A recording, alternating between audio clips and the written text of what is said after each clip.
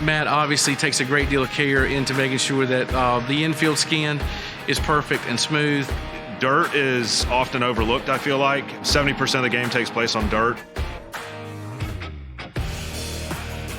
That's where you make your name for yourself in this business, is from how you maintain your dirt.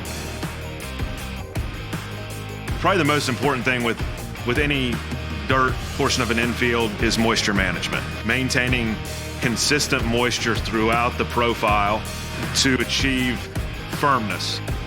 We're routinely going out and checking moisture.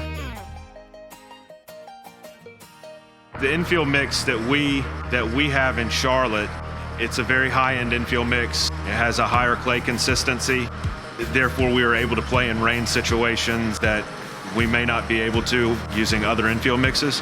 It's important for us to really work that top 1/8 of an inch, 1/4 of an inch of that surface. So we do that on a daily basis. Just a lot of time paying attention to edges, which are the transition from where the grass meets the dirt. It is primarily a concern for bad hops. You know, when these guys are running around on the field, you know, there needs to be a nice, smooth transition for when they're running, for when they're, you know, jogging off the field, for when they're getting a ground ball, from when they're, you know, sliding in. There needs to be no difference. From a turf standpoint, it can be perfect, but that transition of surface is probably what could contribute mainly to probably most player injuries.